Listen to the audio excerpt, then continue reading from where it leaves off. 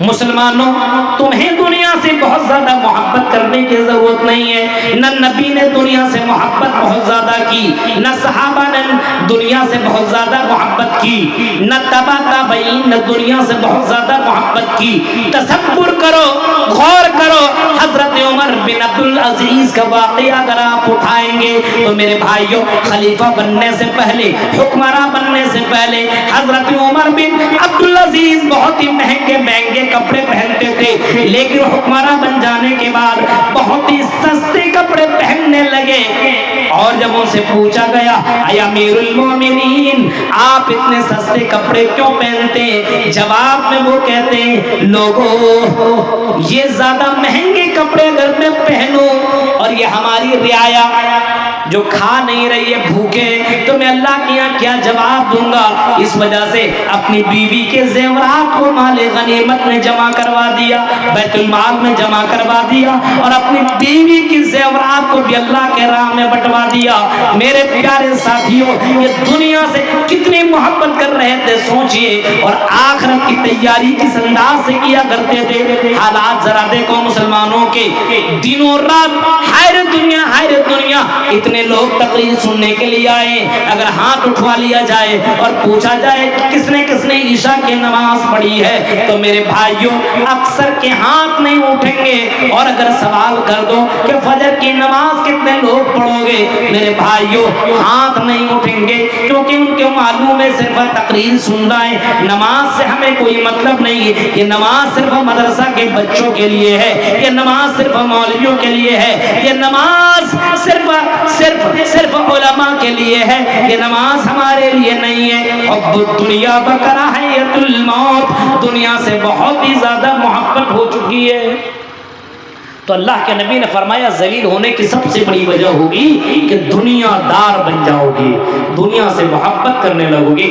آج مسلمان امیر بھی ہے تب بھی دنیا دار, غریب ہے تب بھی دنیا دار. ارے بھائی غریب اگر ہو تب کیوں دنیا دار, امیر ہے وہ دنیا داری کے چکر میں لگا ہوا ہے.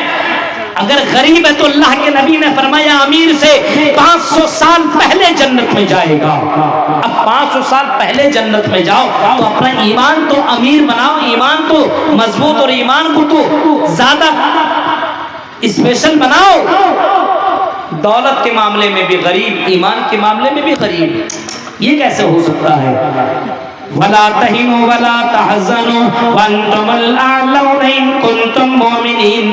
اللہ کا اعلان ہے اے مومنو, اے مسلمانوں, غم نہ کرو, افسوس نہ کرو, مایوس نہ ہو. تم ہی خلیفہ بنو گے, تمہاری حکمرانی رہے گی, تمہاری سلطنت رہے گی. جیسے تم نے ہندوستان میں حکومت کیا, پوری دنیا میں تم نے حکومت کی, حکومت تم ہی کرو گے, لیکن شرط یہ ہے ان کنتم مومنین, مومن تو بن جاؤ, ایمان والے تو بن جاؤ. اللہ پر جیسا ایمان لانا چاہیے, رسول پر جیسا ایمان لانا چاہیے, نبی فرشتوں پر, رسولوں پر, آخرت پر جیسا ایمان لانا چاہیے ویسا ایمان لے آؤ. آج اللہ پر ایمان ہے؟ بالکل نہیں, اللہ پر ایمان ہی نہیں. آج مسلمانوں کے ایمان بڑا کمزور. کہیں اگل بغل مولوی صاحب ہے تو غلط کام نہیں کرے گا, اگر کھینے ونی بھی کھانا ہو تو مولوی صاحب سے چھپ کر کے, ہاں کچھ غلط کرنا ہو تو مولوی صاحب سے ہٹ کر کے. مولوی صاحب اگر راستے سے گزر رہے ہیں تو پردے میں ہو جائے گی. مولوی ختم, چلے گئے علماء کرام, تو اس کے بعد نقاب ختم, اور یہ سب کچھ چالو ہو گیا, اسٹارٹ ہو گیا. مولویوں سے ڈرنا چاہیے اللہ سے.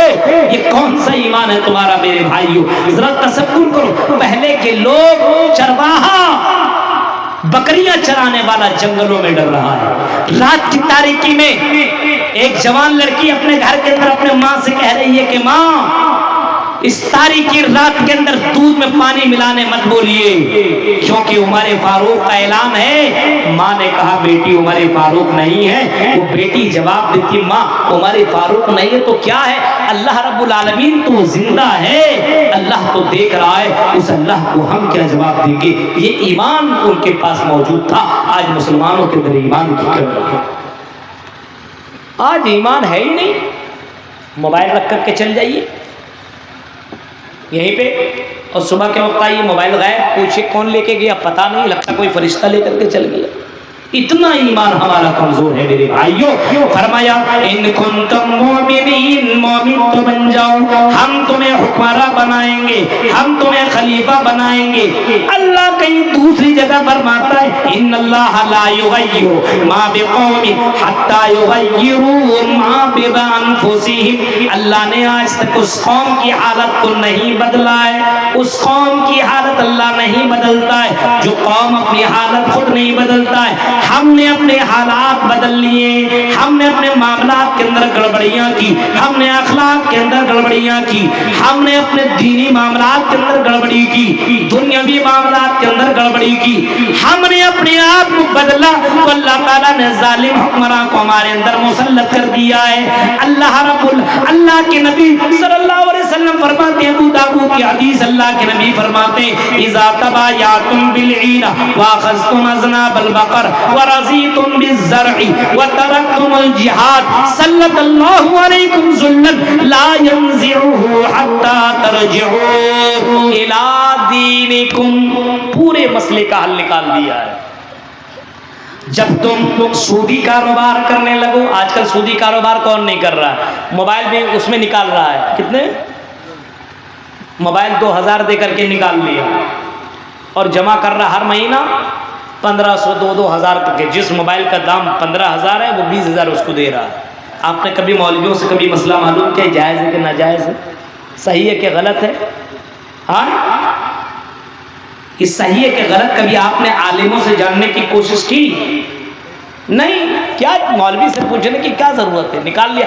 بعد میں سوال کرتا ہے گاڑی نکالنے کے بعد, مولوی صاحب ہم نے یہ کام کیا صحیح ہے؟ اب اس کو جواب بول دو ٹھیک ہے تو ٹھیک ہے, اگر آپ نے غلط بول دیا تو دوسرے مولوی کو فون اٹھائے گا. ہاں مولوی صاحب آپ بتائیے تو کتنے کٹیہار سے فون جاتا ہے. ہم نے کہا بھائی ہم سے بڑے بڑے علماء موجود ہیں, مفتی موجود ہیں, آپ ان سے پوچھئے, اور وہ آلریڈی ان سے پوچھ لیے ہوتے ہیں. اب سوچتے ہیں مولانا ابوالکلام صاحب اگر یہ فتویٰ دے دیں گے تو میرے لیے جائز ہو جائے گا. عجیب معاملہ ہے. آج مولویوں کی چیکنگ ہو رہی ہے. کوئی کاروبار کرنے سے پہلے سوال کیجیے, کاروبار کرنے کے بعد کیوں سوال کرتے ہیں آپ؟ ہاں اس سے پہلے سوال کیجیے کہ یہ میں کام کرنے والا ہوں, یہ صحیح ہے کہ غلط ہے. پہلے سوال نہیں, بعد میں سوال کریں گے. اور اس کے فیور میں اگر آپ نے جواب دے دیا تو ٹھیک ہے مولوی صاحب ماشاءاللہ بہت اچھا, اور اگر آپ نے اس کے فیور کے خلاف اگر جواب دے دیا ٹھیک ہے مولوی صاحب رکھیے, پھر دوسرے کو فون گھمایا. یہ حال ہے مسلمانوں کا. اب تصور کیجئے میرے بھائیوں, اذا تبایعتم بالعین, اللہ کے نبی فرماتے ہیں جب تم سودی کاروبار کرنے لگو. آج کل سودی کاروبار نہیں ہو رہے ہیں. آپ کے یہاں سودی کاروبار چلتا ہے کہ نہیں چلتا ہے؟ چلتا ہے. اور سودی کاروبار تو اللہ کے نظر میں اتنا ڈینجر ہے کہ اللہ رب العالمین نے فرمایا جو سودی کاروبار کرتا ہے تو سمجھ لو کہ اس کو اللہ اور اس کے رسول سے جنگ کرنا پڑے. اتنا ڈینجر معاملہ ہے, اتنا ڈینجر ہے. اگر آپ سودی کاروبار کر رہے ہیں تو اللہ سے لڑائی لڑنے کے لیے, اللہ اور اس کے رسول سے جنگ کرنے کے لیے تیار ہو. کوئی آدمی اللہ سے لڑ سکتا ہے, اللہ سے جنگ کر سکتا ہے؟ اتنی طاقت ہے ہمارے پاس. اللہ کے جو فرشتے اور اللہ کی جو فوج ہے وہ اگر زمین پر پیر مار دے تو یہ زمین لرز جائے. اس اللہ سے ہم اور آپ لڑ سکتے ہیں؟ اتنا ڈینجر گناہ ہے سودی کاروبار کرنا.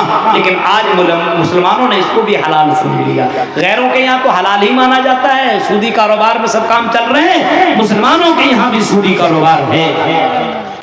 وَأَخَذْتُمْ أَذْنَابَ الْبَقَرِ, فرمایا جب تم جانوروں کے چکر میں لگ جاؤ گے, چوپایوں سے محبت. آج کل دیکھیے جانوروں کے معاملے, ابھی ہم رات میں آ رہے تھے, کچھ لوگوں کو ہم نے دیکھا کہ جانور کو لے کر کے آ رہے ہیں. بتائیے 11 بجے رات کو 50 جانور لے کر کے آ رہے ہیں. ہاں صبح کے وقت فجر کے سے پہلے ہی جانور کو لے کر کے نکل جاتے ہیں. اسی جانور کے چکر میں لگے ہوئے, دودھ نکال رہے ہیں اسی جانور کو اور بڑھاوا دے رہے ہیں. صرف اسی سے محبت, صرف جانور سے لگاؤ, اور جانور کے علاوہ اس کو کچھ دکھ نہیں رہا, صرف جانور. جانور کے کاروبار کرنے والوں کو دیکھ کے رات بھر جاگتا ہے, یہاں دوڑا وہاں دوڑا جانور کے چکر میں، وہ جانور کو خریدنا، ادھر سے خریدنا، ادھر سے خریدنا، ادھر بیچنا، ادھر لینا، ادھر دینا ہے۔ جانور سے اتنی محبت ہو جاتی ہے کہ اللہ کو بھول جاتا ہے، رسول کو بھول جاتا، اپنے ایمان اپنے اسلام سب کچھ بھول جاتا ہے۔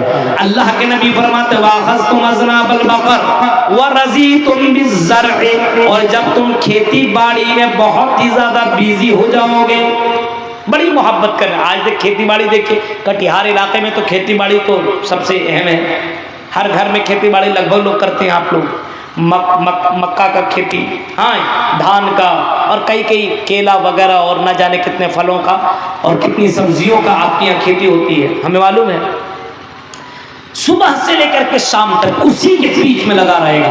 اتنی بھی توفیق نہیں ہوگی کہ فجر کے وقت ہم جا رہے ہیں کھیت میں تو پہلے 2 رکعت نماز پڑھ لیں، ایسا نہیں کرے گا۔ کھیت میں چلا جائے گا صبح 4 ہی بجے، لیکن 2 رکعت نماز پڑھ کر کے جا نہیں سکتا ہے۔ چلو ظہر کا ٹائم ہو گیا، تم گھر نہیں آ پائے، تم مسجد تک نہیں پہنچ پائے، اللہ نے پوری زمین کو سجدے کی جگہ بنایا ہے، تم اپنے اسی کھیت کے اندر تم قبلہ رخ ہو کر کے وضو بنا کر کے نماز پڑھ لو، تمہاری نماز ہو جائے گی، لیکن اس زمین کے اندر وہاں پہ وہ نماز بھی نہیں پڑھتا ہے۔ میرے بھائیوں، یہ حالات ہیں مسلمانوں کی، اتنے زیادہ مسلمان کھیتی میں اتنی زیادہ ڈوب چکا ہے اور اتنی محبت کرنے لگا ہے کہ اللہ ہی کو بھول گیا ہے۔ یہ حال ہے کھیتی باڑی کرنے والے، اور زیادہ تر تو کشتکار ہیں، ہاں سب لوگ تو ہم لوگ کسان والے لوگ ہیں، تو کسانوں کا یہی حال ہے کہ اللہ کو بھول بیٹھا اور رزق کی چکر میں رزاق کو بھول بیٹھا ہے۔ یہ حال ہے مسلمانوں کا۔ وَرَضِيتُمْ بِالزَّرْعِ وَتَرَكْتُمُ الْجِهَادَ، اور جب تم جہاد کو چھوڑ دو گے، جہاد صرف لڑائی کا نام نہیں ہے، جہاد کا مطلب یہ غلط کام کو دیکھ کر کے چپ چاپ رہ جانا، غلط کام کو ٹوکنا روکنا، یہ بھی جہاد ہے۔ آپ کے یہاں اگر کوئی غلط کام کر رہا ہے، زنا کر رہا ہے، شراب پی رہا ہے، اس کو آپ روک رہے ہو، اس کو بھی روکنا جہاد بتایا گیا ہے۔ آپ کے یہاں کوئی غلط کام ہوتا ہے، اس کو روکا جا رہا ہے، اس کے لیے لڑائی ہو رہی ہے، اس کے لیے محنتیں ہو رہی، کوششیں ہو رہی ہے، اس کو بھی جہاد کی کیٹیگری میں بولا گیا ہے۔ جہاد کا مطلب یہ نہیں جا کر کے جنگوں کے اندر تلواریں چلاؤ، جا کر کے جنگلوں کے اندر رائفلیں چلاؤ، بندوقیں چلاؤ، یہی جہاد ہے، نہیں۔ جہاد کا مطلب غلط کام کو روکنا، برائی کو روکنا بھی جہاد ہے۔ آج مسلمانوں کی یہاں برائیاں پائی جاتی ہے، علماء کے علاوہ کون ہے جو برائی کو روک رہا ہے؟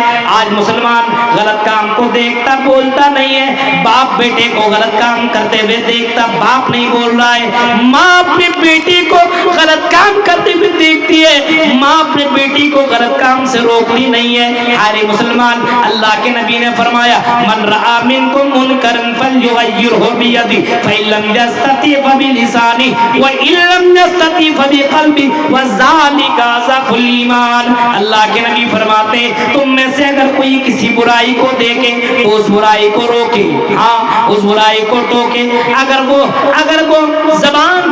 وہ زبان سے روکنے کی طاقت رکھتا ہو تو زبان سے روکے، ہاتھ سے طاقت رکھتا ہو تو ہاتھ سے روکے، اگر ان دونوں چیزوں کی طاقت نہیں رکھتا ہو تو دل سے ضرور برا جانے۔ یہ سب سے نیچے طبقے کا ایمان ہے، یہ محمد رسول اللہ بتا رہے ہیں۔ آج مسلمان غلط کام کو دیکھتا ہے، نہ ٹوکتا ہے، نہ منع کرتا ہے، نہ ہاتھ سے روکتا ہے، نہ دل سے برا جانتا ہے۔ اگر ایمان ہوتا تو ہمارے جلسوں کے اندر اتنے زیادہ میلے ٹھیلے رکھے۔ میرے بھائیوں، علماء اتنے مرتبہ بول چکے ہیں، پبلک کو بھی بولنا چاہیے، پبلک کو بھی باقاعدہ اس کے اوپر ایکشن لینا چاہیے، بائیکاٹ کرنے کی ضرورت تھی، لیکن پبلک اس کے اوپر مطمئن نہیں ہے، بائیکاٹ نہیں کر رہا ہے۔ ظاہر سی بات ہے، آپ ہی لوگ تو آ کر کے ان بازاروں کو ہوا دیتے ہیں، گرم کرتے ہیں، اور ان بازاروں میں جا کر کے سامان خریدتے ہیں۔ جلسوں میں آنے کی بات اور مدرسوں میں آنے کی بات، علماء کی باتیں سن لینے کے بعد میرے بھائیوں، ایمان کتنا کمزور ہو چکا آپ کا کہ آپ جلسہ گاہ چھوڑ کر کے جا کر کے بازار میں چسکی لے رہے ہیں، بازار میں سامان خرید رہے ہیں۔ تصور کرو. محمد رسول اللہ خطاب کر رہے ہیں. لوگ اپنے جنگلوں سے اپنے جنگلوں سے اپنے کاروبار چھوڑ دیتے ہیں, اپنے ان جانوروں کو چھوڑ کر کے محمد رسول اللہ کا خطاب اور محمد رسول اللہ کی حدیثیں سننے کے لیے لوگ آ جایا کرتے تھے. آج تو اتنا بڑا اسٹیج لگ جانے کے بعد بھی تقریر سننے والا نہیں ہے. آج نوجوانوں کے موبائل دیکھیے کتنی تقریریں اپلوڈ ہے, بتائیے تو یوٹیوب کے اندر دیکھیے گا تو خالی گانے, فلمیں, ہاں ایک سے ایک شارٹ ویڈیو اور انسٹاگرام اور جتنے بھی وہ شارٹ ویڈیو کے ایپ ہیں آج مسلمان نوجوانوں کے یہاں ملیں گے, لیکن علماء کی تقریریں آپ کو نہیں ملیں گی. یہ حال ہے مسلمانوں کا. تصور کیجئے میرے بھائیوں, وَتَرَكْتُمُ الْجِهَادَ, جہاد کو چھوڑ دو گے. سلط اللہ علیکم ذلت, یہ حال ہوگا تمہارا تو اللہ رب العالمین تمہارے اوپر ذلت کو لاگو کر دے گا, مسلط کر دے گا, تمہیں ذلیل کر دے گا. پھر تم ذلیل ہو جاؤ گے. یعنی ہمارے حالات نے ہمیں ذلیل کر دیا, ہمارے حالات نے ہمارے پر ظالم بادشاہ مسلط کر دیے. آج مسلمانوں کو در درہ کی ٹھوکریں کھانے پر مجبور کر دیا. اس کی وجہ یہی ہے کہ ہم ہر برے معاملات میں ہم پھنسے ہوئے, ہمارے اندر اخلاق نہیں ہے, ہمارے اندر دینی لگاؤ نہیں ہے, ہمارے اندر آخرت کی فکر نہیں ہے, ہمارے اندر محمد رسول اللہ کی محبت نہیں ہے, ہمارے اندر رسول کی اطاعت نہیں ہے, ہمارے اندر آخرت کی فکر نہیں ہے. اسی وجہ سے میرے بھائی اللہ تعالیٰ نے ذلت کو مسلط کر دیا ہے. اللہ کے نبی نے فرمایا اس ذلت کو اگر دور کرنا ہو تو پھر سے تمہیں رجوع کرنا پڑے گا, اپنے دین کی طرف تمہیں لوٹنا پڑے گا, تب تم پھر اسی پوزیشن میں برقرار ہو جاؤ گے جس پوزیشن میں تم تھے. تم دنیا میں آئے ہو حکمرانی کرنے کے لیے, خلیفہ بننے کے لیے, دنیا کو اسلام کی دعوت دینے کے لیے, توحید کو اپنانے والے تم کو بننا چاہیے. آج مسلمان شرک کے اندر ڈوبا ہوا ہے. مسلمان ہو کر کے تعویذ پہنتا ہے, گلے میں لٹکاتا ہے اور مزاروں میں اور قبروں کے اندر جا کر کے قبروں سے مانگتا ہے, مزاروں سے مانگتا ہے. یہ مسلمان ہیں جنہیں دیکھ کے شرمائے یہود. میرے پیارے ساتھیوں, ذرا تصور کیجئے حالات کتنے برے ہو چکے ہیں. آج مسلمانوں کے اندر یہ ذلت ہے. اس کی سب سے بڑی وجہ یہی ہے کہ آج ہمارے اندر اتنی ساری بگاڑ موجود ہے. اب اس کی ذمہ داری صرف ہمارے پر لاگو ہو رہی ہے. اب ہم اس کو دور کیسے کریں, دو چار باتیں میں آپ کے سامنے بتا کر کے اپنی بات کو میں ختم کروں گا. میرے بھائیوں, ان تمام چیزوں کو ختم, ان برائیوں کو ختم کیسے کریں, اور جو ذلت ہو چکی ہے اس کو دور کرنا ہو تو سب سے پہلا کام ہمیں دین کی طرف لوٹنا ہوگا. ہمیں اوریجنل مسلمان بننا پڑے گا, ڈپلیکیٹ نہیں, اوریجنل. مانگو تو صرف اللہ سے, صرف اللہ سے مانگو, اسی اللہ کے سامنے سجدہ کرو, اسی اللہ کے اوپر توکل کرو, بھروسہ کرو, اسی اللہ کے اوپر بھروسہ کرو. یہی چیز تو ہندو دھرم کے اندر بھی ہے. یا چتیو یوم مہنس تسما دیو شوریشا, ہاں اسی اللہ سے مانگو, بھگوان سے مانگو. اس کے علاوہ کوئی دیوی دیوتا ذرہ برابر نہیں دے سکتا, اس کے علاوہ کوئی دینے والا نہیں ہے. وہی اللہ دینے والا ہے, اسی اللہ سے مانگو, سب کچھ مانگو. آپ مانگتے ہیں اللہ سے, مانگتے ہیں کیا مانگتے ہیں, کیسے مانگتے ہیں؟ مانگتے ایسے بھی ہے, مانگنے کا بھی ڈھنگ نہیں ہے. اللہ دے دے, اللہ دے دے, ایسے تھوڑی ملے گا. اللہ سے مانگنے ہو تو مانگنے کا طریقہ بھی محمد رسول اللہ نے سکھایا ہے. اللہ کے نبی فرماتے ہیں اگر تم اللہ سے کوئی چیز مانگو تو جس طریقے سے دنیا میں لوگوں کی تعریف کرتے ہو, بادشاہ کی تعریف, اور تعریف کرنے کے بعد تب تم اس کے سامنے اپنے معاملات کو رکھتے ہو, اسی طریقے سے اللہ کے نبی نے فرمایا جب تم اللہ سے مانگو تو سب سے پہلے اللہ کی حمد و ثنا بیان کرو, سورہ فاتحہ پڑھو, اور جب تم سورہ فاتحہ پڑھ لو تو اس کے بعد میرے اوپر درود بھیجو, اور درود پڑھ لینے کے بعد تب تم جو بھی مانگنا ہے تب تم مانگو. میرے بھائیوں, آج مسلمانوں کو مانگنے کا بھی طریقہ نہیں ہے, اسی وجہ سے مسلمانوں کو مل نہیں رہا ہے. اور ڈائریکٹ کہاں سے مانگو گے, تعریف کے لیے سب سے پہلے نماز ادا کرنی ہوگی. نماز میں اللہ کی سب سے زیادہ حمد و ثنا ہوتا ہے, سب سے زیادہ اللہ کی کبریائی ہوتی ہے, ہر اعتبار سے اللہ سے مانگا جاتا ہے. قیام کھڑے کھڑے اللہ سے مانگ رہا ہے, رکوع میں جا کر کے اللہ سے مانگ رہا ہے, سجدہ میں جانے کے بعد اپنے پیشانے اور ناک کو زمین میں رگڑ کر کے اللہ سے مانگ رہا ہے. نماز پڑھو گے تو اللہ رب العالمین سب سے زیادہ اقرب, سب سے زیادہ بندہ سے قریب سجدے کے درمیان اللہ ہوتا ہے. نماز پڑھنے کے بعد اللہ سے کوئی چیز مانگیے, اللہ ضرور دے گا میرے بھائیوں. اور مانگنے کا طریقہ محمد رسول اللہ نے بتایا ہے, اسی طریقہ کو اپنائیے, اللہ تعالیٰ آپ کی دعا کو ضرور سنے گا. لیکن آج مسلمانوں کے اندر مانگنے کی بھی تمیز نہیں ہے. توحید والا بنو, سب سے پہلے اللہ والے بنو.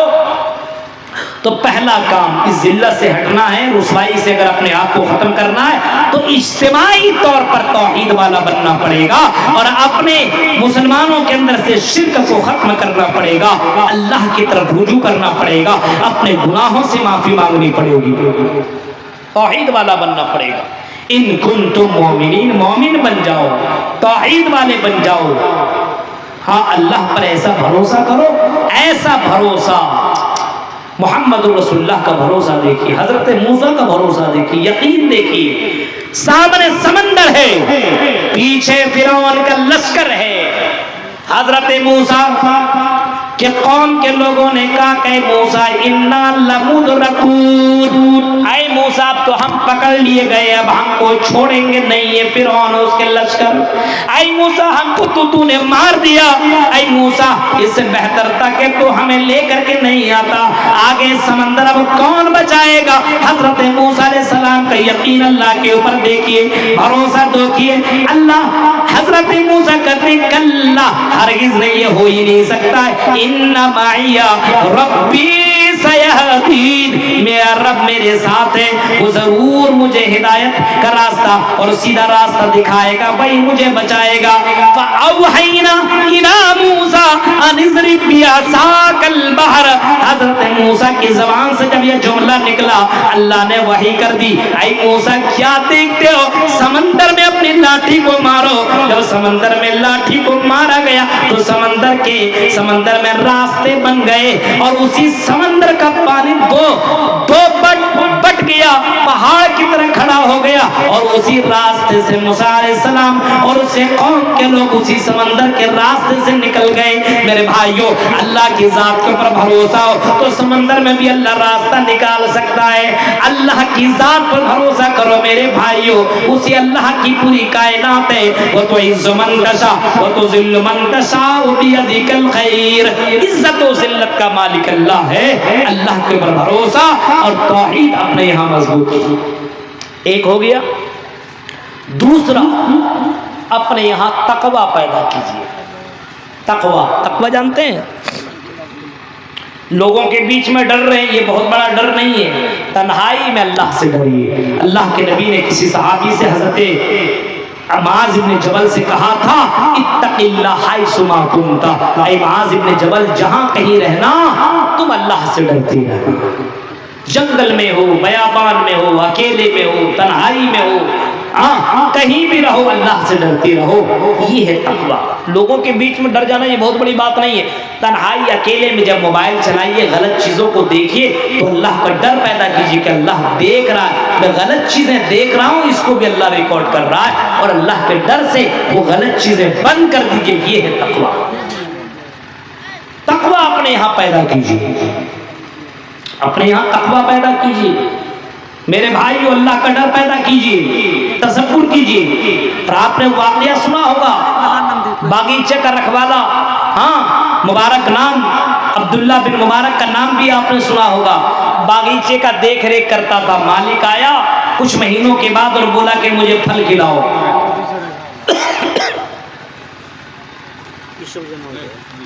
کوئی یوسف جمال کر کے کوئی بھائی ہے، رات کی اتنے پہر میں اللہ کے راہ میں 500 روپیہ انہوں نے دیا ہے. ہم اس کے حق میں دعا کرتے ہیں کہ اللہ تعالیٰ اس کے جائز خواہشات کو اللہ کو قبول فرمائے اور اس کے اس مال کی وجہ سے اللہ کو برکت عطا فرمائے اور دینی جذبہ اللہ تعالیٰ اس کے دل کے اندر پیدا فرمائے. میرے بھائیو، اس عبداللہ بن مبارک کو آپ سنیں گے اور جانیں گے تو عبداللہ بن مبارک سے جب اس کے مالک نے کہا مجھے پھل لا کر کے دو، اور جب پھل لا کر کے دیا گیا تو سارے پھل کھٹے نکلی. جواب میں کہتا مالک تم نے کھٹا پھل دیا، ارے اتنے سال سے ہو تمہیں پتہ نہیں کتنے میٹھے پھل ہیں، کس درخت کا پھل میٹھا ہے. اس نے کہا کہ مالک آپ نے مجھے رکھوالی کے لیے رکھا ہے، آپ نے کھانے کی اجازت دے دی ہے، میں نے آج تک کھایا ہی نہیں، تو میں کیسے جان سکتا ہوں کون میٹھا اور کون کھٹا ہے. کہا کیوں نہیں کھایا؟ جواب میں کہتا اگر میں کھا لیتا تو اللہ کو میں کیا جواب دیتا، امانت میں خیانت ہو جاتا. کتنے تقوی والے لوگ تھے، یہ تقوی دیکھ لینے کے بعد مالک اپنی بیٹی سے نکاح کروا دیتا ہے. میرے پیارے ساتھیوں، آج ہمارے یہاں تقوی نہیں ہے، آج ہمارے یہاں اللہ کا ڈر نہیں ہے، خوف نہیں ہے میرے بھائیوں. تو دوسرا کام ہمیں اپنے اندر تقوی پیدا کرنا ہے، اور تیسرا کام ہمارے اندر نماز کی پابندی کرنی ہے. ان الصلاۃ تنہا عن الفحشاء والمنکر، یہ نماز بھی حیائیوں اور برائیوں سے روک دیا کرتی ہے. نماز پڑھیے گا میرے بھائیوں، دیندار ہو جائیے گا، نماز پڑھیے گا تو اللہ تعالیٰ آپ کے چہرے کے اندر چمک پیدا کر دے گا. نماز پڑھیے گا تو اللہ کی مدد نازل ہوگی. وَاسْتَعِينُوا بِالصَّبْرِ وَالصَّلَاةِ، فرمایا نماز اور صبر کے ذریعے سے مدد طلب کیجئے، نماز ضرور ادا کیجئے. اگر اپنے اندر چینجنگ لانا ہو، پیدا کرنا ہو، اللہ کے نبی نے کبھی فرمایا تھا اے صحابہ نماز کو جان بوجھ کر کے مت چھوڑنا، وَلَا تَتْرُكَنَّ الصَّلَاةَ مَكْتُوبَةً مُتَعَمِّدًا فَإِنَّ مَن تَرَكَ الصَّلَاةَ مَكْتُوبَةً مُتَعَمِّدًا فَقَدْ بَرِئَتْ مِنْهُ ذِمَّةُ اللَّهِ. اگر تم نے جان بوجھ کر کے نماز کو ترک کر دیا تو تمہارے اوپر سے اللہ کی ذمہ داری ختم ہو جائے گی. نماز کو پڑھتے رہو، نماز ادا کرتے رہو. اسی نماز کا ذکر ہندو دھرم کی کتابوں کے اندر آپ کو ملے گا. یوگی یوجت ستت ماتمانم رہسستتا ایکاکی یجتاتم نراشن پرگیا پنچم سمیا کرتبیہ. نماز کی پابندی کرو، 5 وقت ادا کرتے رہو. پنچم سمیا کرتبیہ، 5 وقت نماز پڑھنے کا حکم دیا گیا ہے میرے پیارے ساتھیوں. لیکن آج مسلمانوں کی یہاں نماز نہیں ہے. نماز پڑھو گے تو اللہ تعالیٰ پھر سے دوبارہ تمہاری عزت واپس کر دے گا. یہ چند اہم باتیں، پونے 2 گھنٹہ 1.5 2 گھنٹے کی تقریر اور اتنے پہر میں بولنا بڑا ہی ٹف ہوتا ہے. بہرکیف آپ کی یہاں جلسہ 2 بجے 1:30 بجے تک آج کل چل رہا ہے، اس کو کوشش کیجئے 12 بجے تک شارٹ کیجئے، تاکہ ہم اگر آئیں پہلے، اور اگر ہم تو چاہتے ہیں کہ بھائی 10 بجے ہی پروگرام آدمی دے دے، 11 بجے تک کر کے آدمی نکل جائیں، لیکن ایسا ہوتا نہیں ہے. اور جلسے اصل میں چند ہی کے لیے ہوتے ہیں، اور واقعی اگر مین مقرر پہلے تقریر کر کے چلے جاتے ہیں تو جلسے اور مدرسہ کو بڑا نقصان ہو جاتا ہے. اس کا احساس ہم مولویوں کو ضرور ہے، لیکن ہم بھی مجبور ہیں اور ہم بھی جڑے ہوئے کسی چیز سے، ہر چیز کو دیکھنا پڑتا ہے. ایسے بھی ہم نے پروگرام بہت کم کر دیا ہے، بہت کم. پچھلے سال تو ہم نے کشن گنج میں ایک بھی پروگرام نہیں دیا تھا، اس سال ہم نے 10-12 پروگرام دیے ہیں، اور ادھر پروگرام آنے میں کم سے کم 10-12 گھنٹے مجھ کو لگ جاتے ہیں. ٹریفک کہیں پہ جام، کہیں پہ کوئی ایکسیڈنٹ، کار آپ کا پنچر ہو گیا. ایک مرتبہ آ رہا تھا تو ڈیزل کی جگہ پیٹرول ڈال دیا. اب بتائیے کار میں اگر پیٹرول کی جگہ ڈیزل ڈال دے کتنی پریشانی ہوتی، گاڑی چلانے والا جانتا ہے. اس کو پورا پہلے نکالنا پڑے گا، صاف کرنا پڑے گا، پھر پیٹرول. اور آپ اور ہم نہیں نکال سکتے، مستری ہی نکال سکتا ہے. اس کا جو مین مستری ہے، سب کی بس کی بات نہیں ہے. ایک مرتبہ آ رہا تھا جلسے میں، جلد بازی میں وہی پیٹرول کی جگہ ڈیزل ڈال دیا.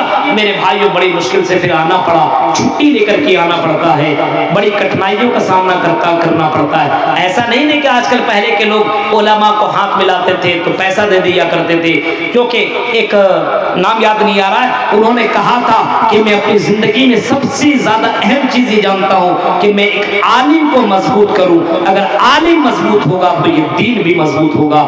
عالم کو اگر آپ لاچار اور مجبور کر دیں گے تو دین کا کام کون کرے گا؟ اپنے مولویوں کی، اپنے علماء کی قدر کیجیے۔ آپ اپنے یہاں کو جو مولوی رکھے ہوئے ہیں صرف چند جو پیسہ دیتے ہیں اس تک محدود مت رکھیے، کبھی وقتاً فوقتاً کپڑا آپ دے دیا کیجیے، ہاتھ ملائیے، کبھی آپ چپکے سے کچھ پیسہ دے دیا کیجیے، تاکہ اگر ان مسائل سے اگر وہ چھٹکارا پا جائیں گے تو اور زیادہ دین کا کام دلچسپی سے کریں گے۔ گزارش ہے جو ہمارے اندر جو ذلت اور رسوائیاں ہیں، ان رسوائیوں کو ختم کرنے کا ٹھیکہ ہمیں لینا پڑے گا۔ ہم علماء کو، عوام کو، سب کو اس کے اوپر غور و فکر کرنے کی ضرورت ہے، اور جو باتیں بتائی گئی ہے ان باتوں کے اوپر ہم سب کو عمل کرنے کی اللہ توفیق عطا فرمائے۔ میرے بھائیوں، اللہ تعالیٰ سے دعا کرتا ہوں کہ بارگاہ اللہ تعالیٰ جو باتیں بتائی گئی اللہ ہمیں ان باتوں کے پر ہم سب کو کہنے والے سننے والے کو سب عمل کرنے کی توفیق عطا فرما۔ جن لوگوں نے چندہ نہیں دیا مدرسے کو، آپ سے ہماری خصوصی گزارش ہے ضرور چندہ دے کر کے آپ چاہیے۔ مدرسہ کو زندہ رکھیں گے، دین کو زندہ رکھیں گے، اللہ تعالیٰ آپ کو زندہ رکھے گا۔ مدرسے کو زندہ رکھیے گا، یہ دین زندہ رہے گا۔ اس وجہ سے آپ سے ہماری گزارش ہے کہ آپ کو اگر زندہ رہنا ہے تو مدرسے کو زندہ رکھیے، علماء کو زندہ